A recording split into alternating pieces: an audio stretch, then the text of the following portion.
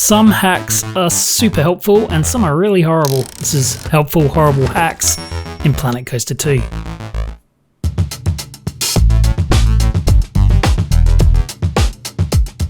Well, g'day, it's Daggy here.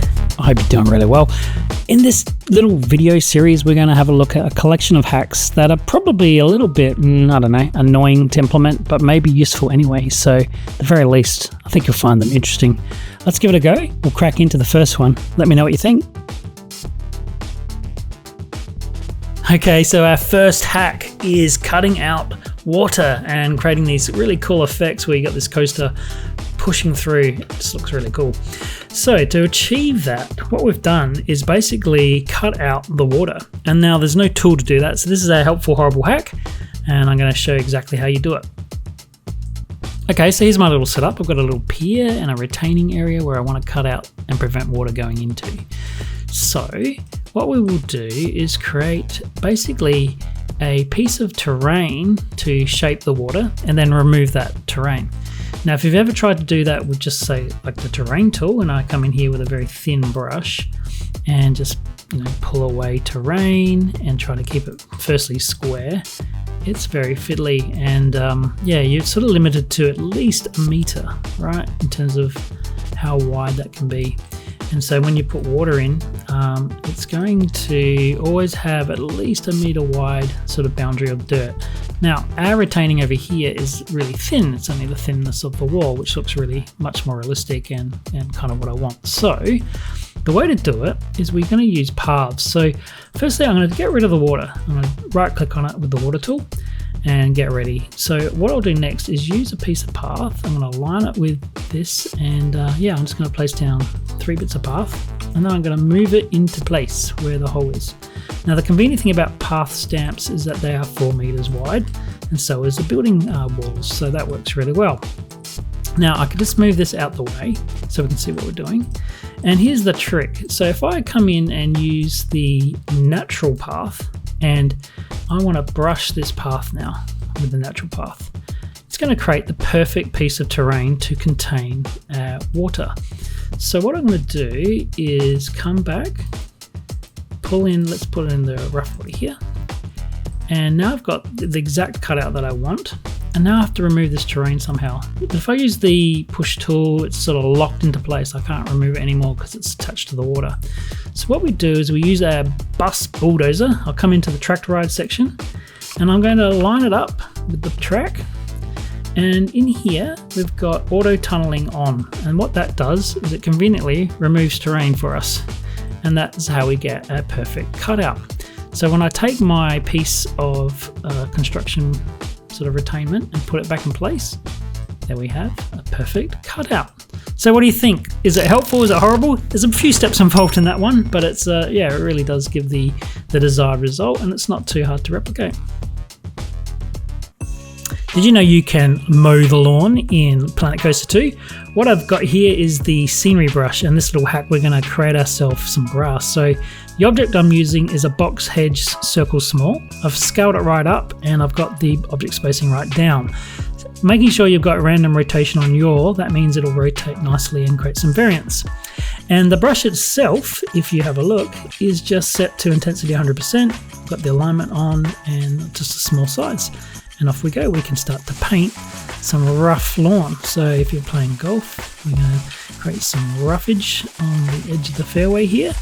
But what we're going to do is just show you how you can use this tool to create some really nice, very subtle natural grass.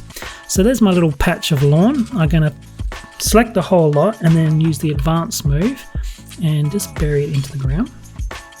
Something like so. And I'm going to select it again, copy it, and move it up ever so slightly just to create another layer. Okay, so there's our lawn, and what I love to do is get my little lawnmower, which is this demolition brush, and what you do is you hold the shift key and you can just basically, if you can see it subtly changing there, let me just show you a bit closer. It goes from one layer to the next. So there's the top layer, the bottom layer. So we'll go to the top layer. So once you set your height, you can sort of click and drag and mow away bits of the lawn to create a more organic rough patch. And this is just, yeah, so fun to do. And then once you've done that, you can hold the shift key again and go right to the bottom layer and yeah, pull away just that layer as well.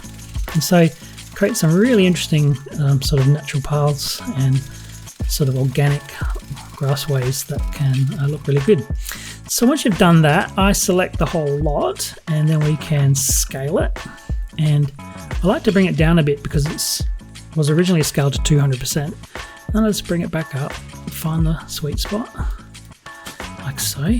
So I think that looks good. And now what we do is we come in with our terrain brush and we're gonna just get down nice and small with the long grass and just blend it in. Complements it really well. So you can see, yeah, it's sort of blending in. You can spread it out a bit. Okay, so I'm gonna finish this off now and just add a little bit of my pathway. But yeah, what do you think? Is it handy or helpful? You be the judge.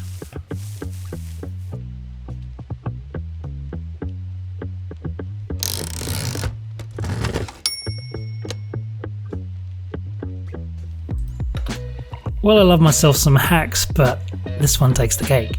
And it's the ability to modify station bases so you can get them up real close to each other like this, or cut away some of their pathway and their huge blocky bases. So let's have a look. Well, let's start with a flat ride. And like most flat rides, people really don't seem to like these large bases, which are made of path. So anything that's path, we can actually manipulate using this hack. I like to use another ride or a flume, and I'll use a flume because it gives me the ability just to have a nice square base to manipulate with. So put the flume base there. And what that does is if I use the advanced move tool and multi-select first and then advanced move, and if I come up to this base, right, and just slowly inch my way towards it, I can start to manipulate the base. So if I get really close and just go X, and I have to get really close, like 0.04 I think it is, I can start to push this path away. And this is why it's so incredibly tedious, because you have to do tiny micro movements at a time. And it depends on the base. I've found different stations and different bases allow you to take away more or less depending on the angle that you approach it. It doesn't seem to be consistent, but obviously we're breaking some threshold here to be able to do it. And as I sort of inch my way into it, yeah, we'll be able to remove some of that path. So you can see now I've got a straight edge.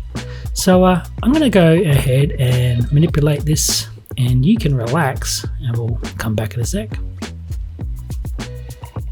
Right, so you can see I've removed a chunk of that. I'm not going to do any more. It is very tedious, and but it's possible. And if you've got something that you really want to design or fit, you can go ahead and cut it away.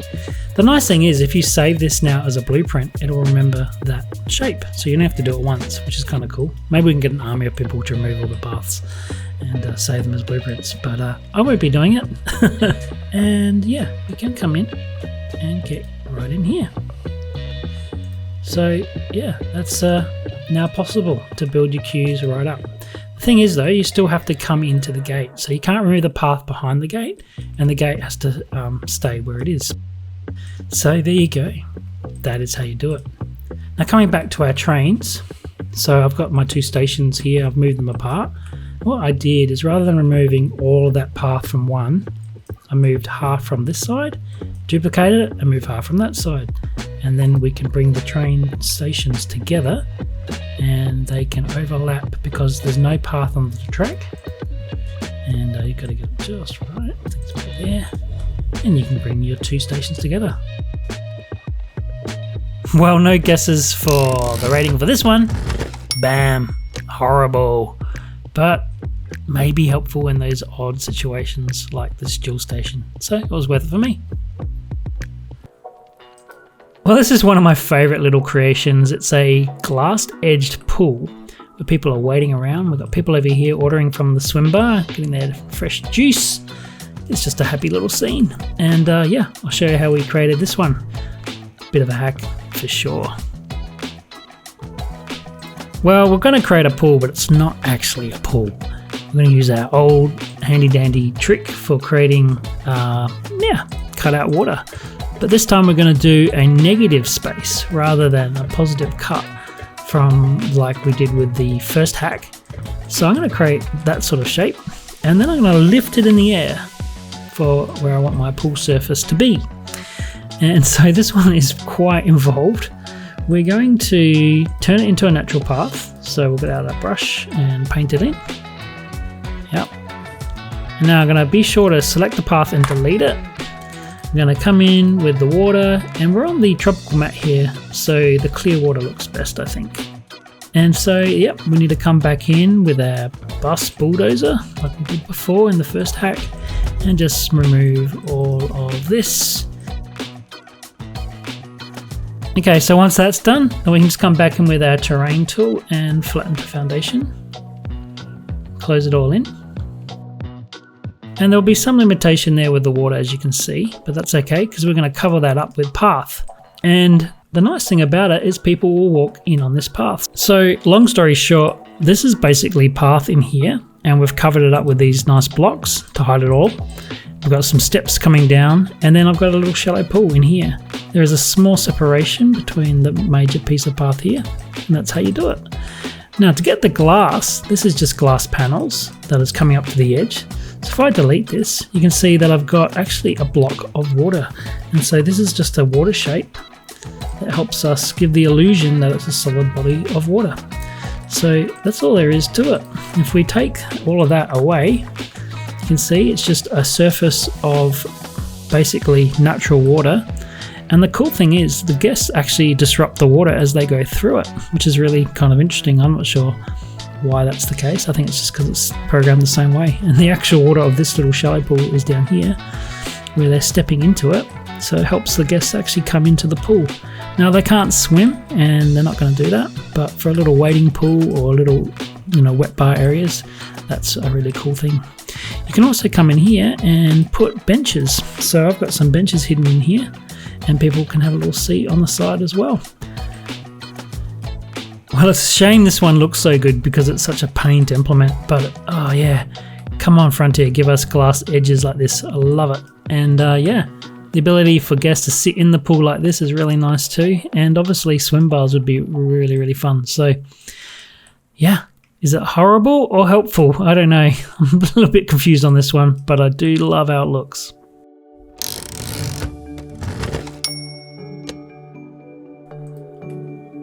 Alrighty guys, I'm leaving my favorite hack to the end here, and that is this beautiful waterfall cascading effect and the water rapids up the back there too, which just sort of ties it all together really lovely.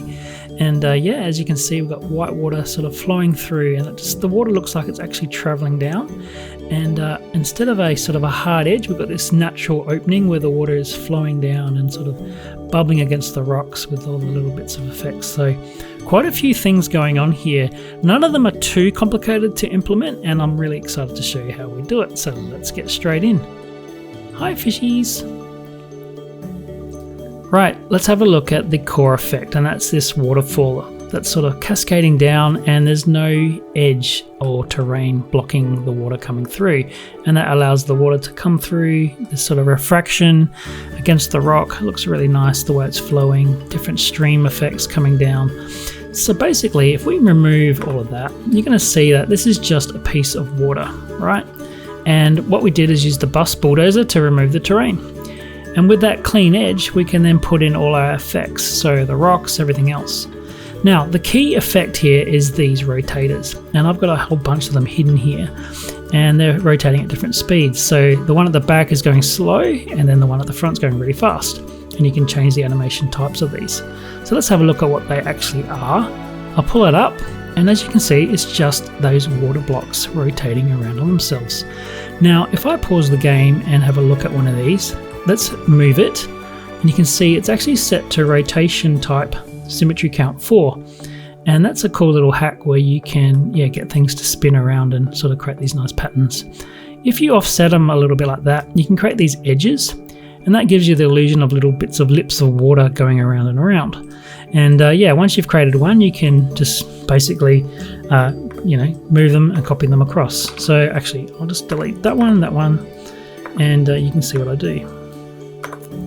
So Control X, and we just move them across like that. So once they're all done, I can have it play, and then I can just grab one, press X, and that'll sort of pause it, and then grab this one, pause it, and then resume it. And it just creates a bit of a stagger between those little seams. So it breaks it up a little bit, so you're getting a little bit more consistency, or randomness rather, so it doesn't look like it's a smooth piece of water. And then when you put this back down, it just sort of merges in with the water. And so you just got to find the right place for it and then play with it. Now I've also got these really simple ones here, which are basically just singles, and they're creating that sort of effect of it bubbling up against the side of the water. And that adds so much to the sort of feel of this being a liquid rather than just a block or a cylinder spinning around. So I've got one on this side as well. So you get the idea, hopefully, and you just have to play with the different colors. And then at the back I've got a few, like I said, rotating at a bit of a slower speed. And you just sort of blend it into the water. And all in all, it starts to look like a little ripple and a wave, and off it goes down, traveling down fast. Then what I've got here is some very strategically placed special effects, and you don't want too many of them. In fact, I've got a waterfall piece hidden here doing this main bit of white water, and then a whole bunch of splashing and those different things. So hopefully you know about special effects. They're in here under the special effects water area. So there's a whole range of them. So if you have a look, something like this one, I can move it out here.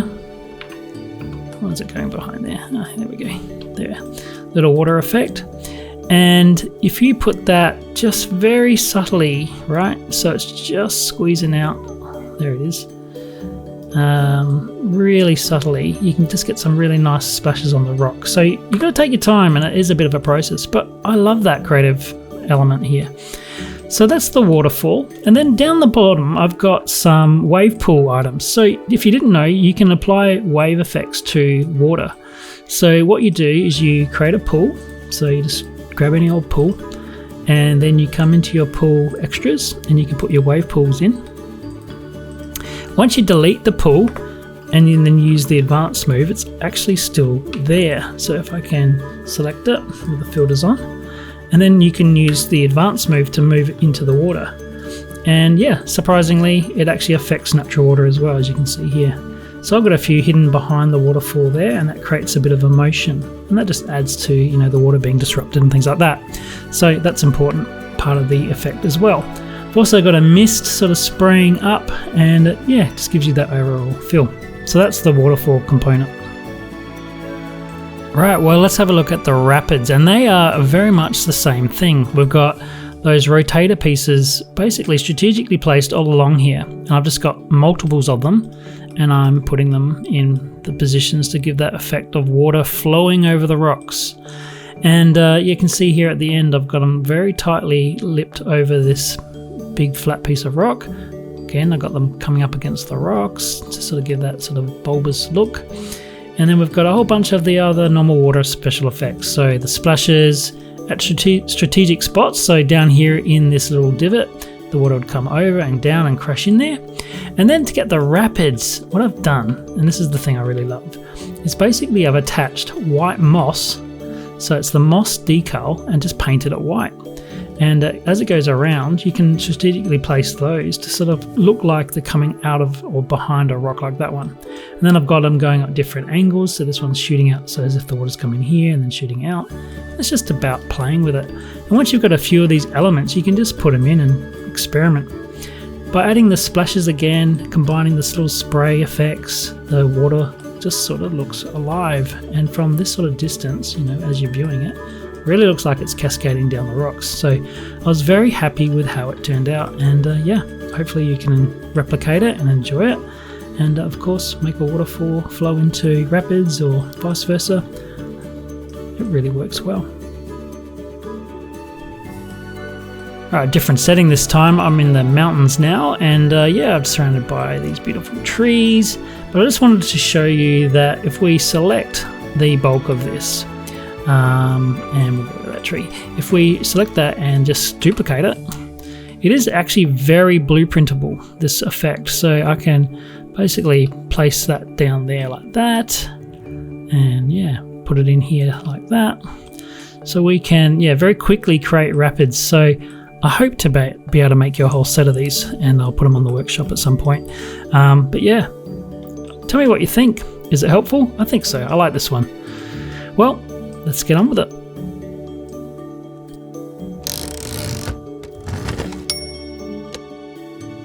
Well, hey everyone, thanks so much for joining me on this one. Did you agree with my ratings? I'm sort of curious. Do you find these type of things too difficult to try, or are you just here for the ride?